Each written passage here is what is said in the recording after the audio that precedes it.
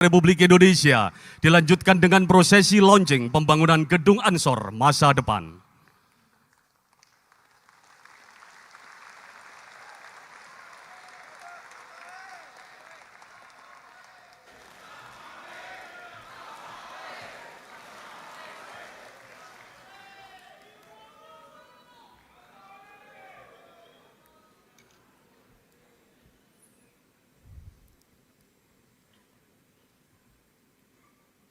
Assalamualaikum warahmatullahi wabarakatuh.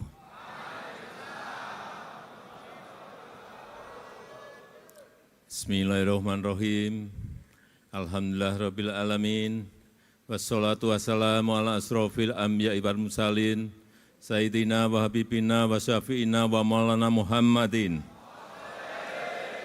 Wa alihi wa sahbihi ajma'in amma ba'du.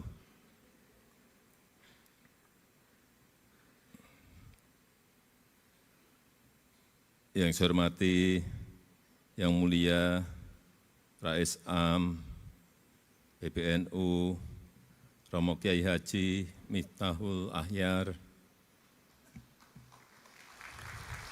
yang saya hormati, yang mulia Khatib Am PBNU, Romo Kiai Haji Ahmad Said Asrori,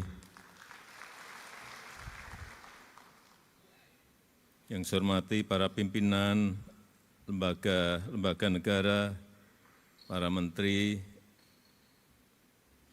Kabinet Indonesia Maju, Panglima TNI dan Kapolri, yang saya hormati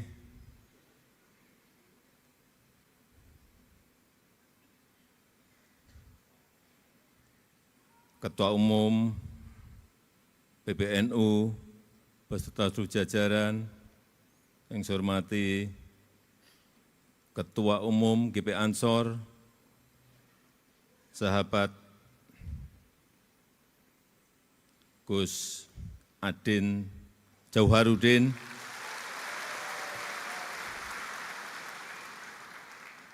beserta seluruh jajaran pengurus baru,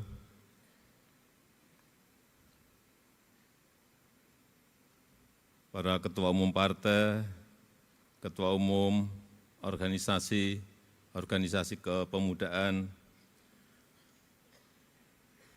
Bapak, Ibu, dan saudara-saudara sekalian, seluruh anggota GP Ansor dari seluruh tanah air yang hadir pada sore hari ini,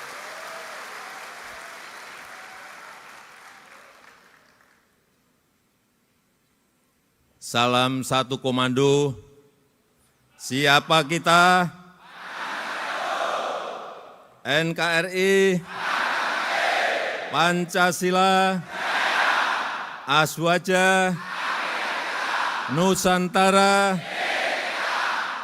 Ansor masa depan.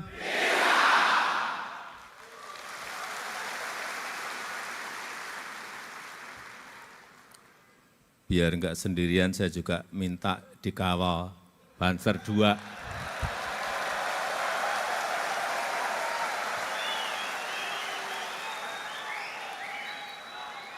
Masa tadi Pak Ketua Umum PBNU dikawal, Pak Ketua GP Ansor dikawal, saya enggak.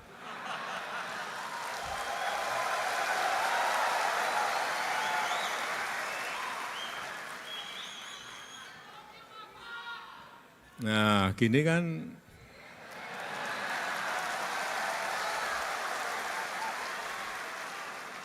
kan kalau dilihat cakep.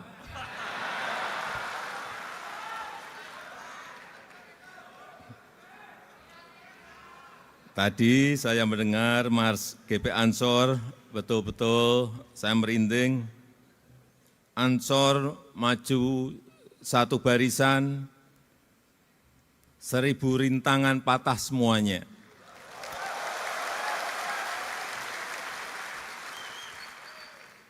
Semangat ini yang terus harus dipegang oleh GP Ansor. Semangat persatuan dan semangat pantang menyerah. dalam menjaga simpul kebangsaan dan dalam menjaga hubul waton minal iman.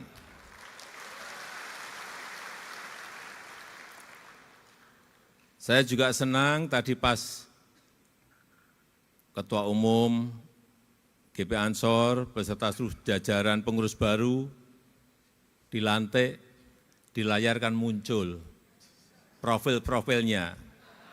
Ada yang gini, ada yang hormat, tapi saya kaget ada yang gini juga.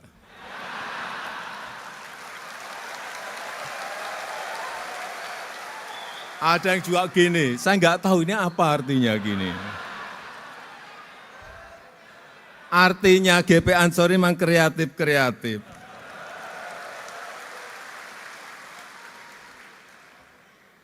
Ada aja. Dan kita patut bersyukur, sungguh anugerah dari Allah Subhanahu wa Ta'ala yang luar biasa.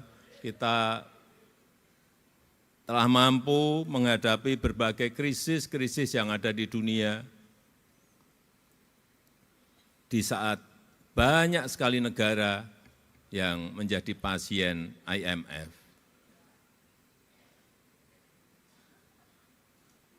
Lebih dari 96 negara menjadi pasien sekarang ini.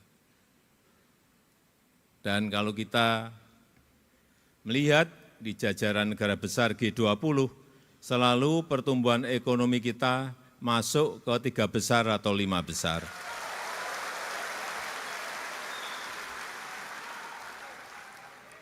Apa yang ditakuti oleh negara-negara di seluruh dunia saat ini ada 3. Yang pertama yang berkaitan dengan kurs. Kalau di Indonesia ya rupiah dengan dolar. Kuat mana? Kuat rupiah atau kuat dolar? Begitu kuat dolar, hati-hati, ada harga-harga yang akan naik. Tetapi kalau kuat rupiah, nah harga barang-barang terutama yang impor itu menjadi jauh lebih murah. Inilah yang ditakuti oleh negara-negara, semua negara. Kurs, kemarin kita agak ngeri juga waktu kurs rupiah ke dolar melompat di atas 16.000 rupiah, 16.200. Kita sudah mulai ketir-ketir karena negara lain juga melompat lebih dari itu. Yang pertama kurs. Yang kedua harga minyak. Hati-hati perang di Palestina yang mengikut sertakan Iran dalam kancah perang itu juga mengkhawatirkan dunia sehingga harga minyak sempat naik. Apa yang terjadi kalau minyak naik?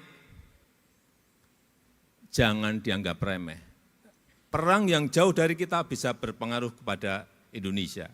Kalau harga minyak naik karena produksi Iran turun, artinya apa? Semua barang-barang akan ikut naik. Kelihatannya enggak ada hubungannya perang yang ada di Palestina dengan Indonesia yang jauh. Ada. Kalau harga minyak naik, artinya semua barang-barang akan ikut naik. Sama seperti perang di Ukraina.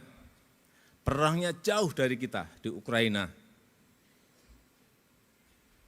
Tapi harga gandum melompat saat itu hampir ada yang sampai 50%. Karena gandum itu berasal dari Ukraina dan dari Rusia yang banyak. Karena perang, mereka stop, nggak bisa impor. Kayak Ukraina, waktu saya ke sana, saya ketemu Presiden Zelensky, ada stok di Ukraina 77 juta ton berhenti. Di Rusia ada berhenti gandum 130 juta ton berhenti. Sehingga di sini harga mie naik, harga roti naik. Kelihatannya enggak jauh banget, tapi pengaruhnya bisa kemana-mana. Itulah geopolitik, kalau enggak kita cermati bisa menyebabkan harga-harga yang juga naik. Kemudian yang ketiga yang ditakuti oleh semua negara, yang namanya bunga pinjaman. Karena semua negara itu memiliki pinjaman. Ada yang sampai 220%, nggak usah saya sebut negaranya, Bapak Ibu saya kira sudah tahu. Ada yang 130% yang dekat kita, saya kira Bapak Ibu juga sudah tahu. Dan kita pada tataran kalau dibandingkan negara-negara lain, kita berada di angka 39%, itu sebetulnya masih jauh dari undang-undang yang diperbolehkan dan juga jauh dari negara-negara lain yang tadi juga saya sampaikan. Ini sekali lagi patut kita syukuri bersama. Dan momentum baik ini harus terus kita pertahankan, bahkan terus harus kita tingkatkan untuk mencapai Indonesia Emas 2045, 20 tahun yang akan datang. Yang paling penting menurut saya, bagaimana kita bisa menjaga agar tidak terjadi turbulensi politik. Kita menjaga semuanya agar ada stabilitas politik, karena itu menjadi kunci pembangunan di negara manapun. Kalau ini tidak bisa kita pertahankan, yang terjadi adalah kerusakan ekonomi kembali. Oleh sebab itu, di sini hadir ketua-ketua partai, ke depan sekali lagi stabilitas politik itu sangat penting sekali. Oleh sebab itu, pembangunan merata perlu keberlanjutan. Hilirisasi industri perlu keberlanjutan. Program-program kerakyatan itu perlu keberlanjutan. Transformasi menuju ekonomi hijau juga perlu keberlanjutan. Pengembalian aset seperti Freeport, Newmont, Rokan itu juga perlu keberlanjutan.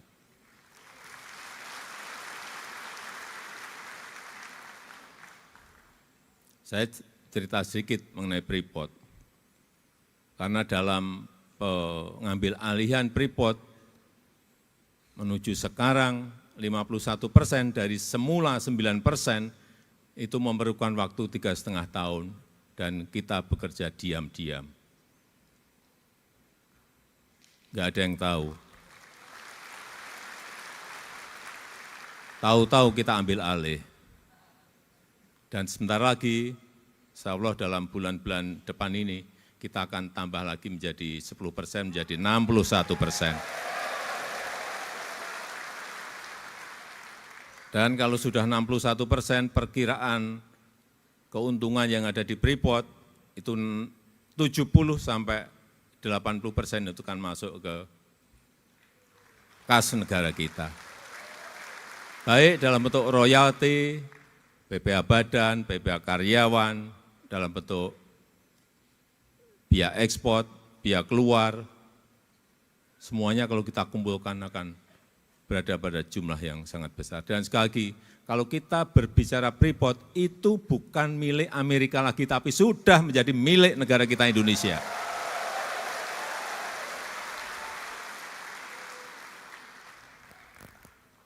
Sudah menjadi milik kita. Dan itu pengambil alihannya, saya buka sedikit, pakai uang.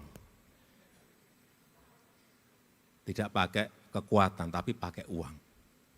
Uangnya ngambilnya dari Amerika. Kita bayar ke Freeport. Dalam 4 tahun pasti akan sudah lunas. Insya Allah tahun ini sudah lunas.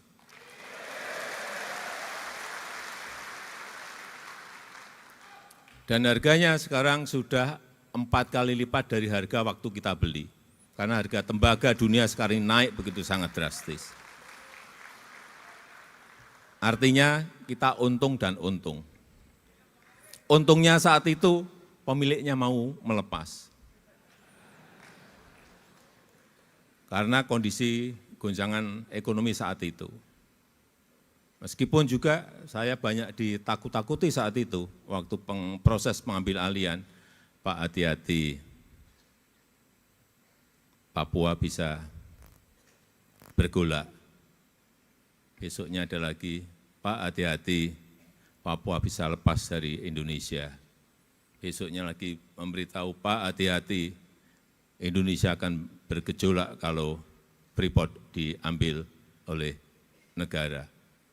Tapi pengambil alihan itu tidak dengan kekuatan power negara kok. Dengan cara-cara bisnis.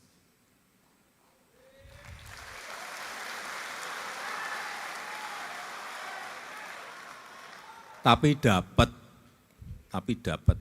Begitu juga dengan Rokan. Rokan minggu ini saya akan cek lagi setelah kita ambil alih dari Chevron Amerika, sudah kita ambil alih 100%, saya mau cek. Apakah kita kelola sendiri itu lebih baik daripada dikelola oleh asing? Karena ada dua kemungkinan, bisa lebih baik, bisa tidak lebih baik.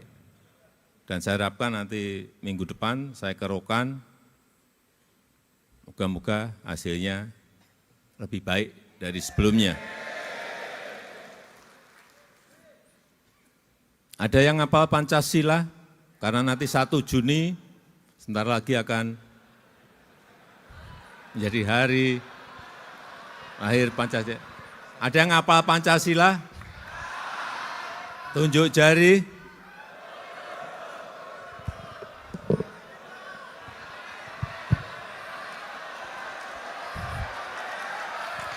Ya, boleh.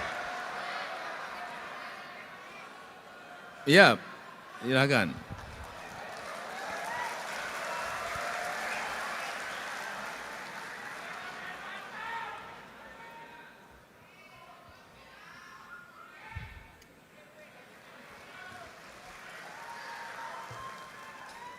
Ternyata putri.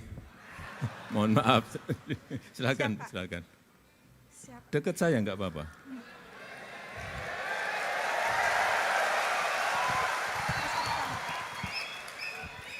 Dikenalkan nama? Suherlina dari Depok. Suherlina dari Depok, Basada. Suherlina, Pak. Mbak Suherlina dari? Depok, asal Dari Gresik. Depok. Langsung, Pancasila, 1. Bismillahirrahmanirrahim. Pancasila, 1. Ketuhanan yang Maha Esa. 2. Kemanusiaan yang adil dan beradab. 3. Persatuan Indonesia. 4. Kerakyatan yang dipimpin oleh hikmat kebijaksanaan dalam permusyawaratan perwakilan. 5. Keadilan sosial bagi seluruh rakyat Indonesia. Terima kasih sahabat semua.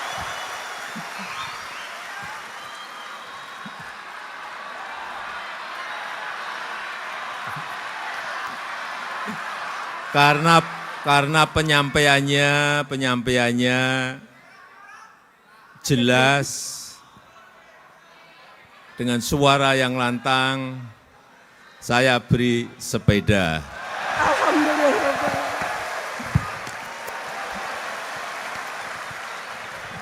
Enggak tahu. Oh, bawa. Silakan. Masya Allah, tabarakallah, Masya Allah. Yeah. Terima kasih Pak Presiden. Yeah, kasih. Terima kasih Pak Presidenku, Masya Allah.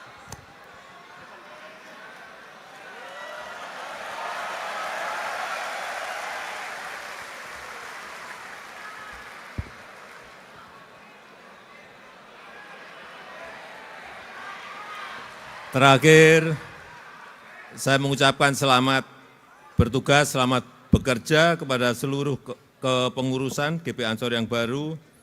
Saya percaya kepemimpinan baru di GP Ansor akan terus menjadi simpul berkat bangsa menuju Indonesia emas yang kita cita-citakan. Dan dengan mengucap Bismillahirrahmanirrahim, pada sore hari ini saya luncurkan pembangunan gedung Ansor masa depan. Terima kasih. Wassalamualaikum warahmatullahi wabarakatuh. Mohon izin berkenan Bapak Presiden tetap berada di atas panggung. Kami turut mengundang naik ke atas panggung Rois Am PBNU.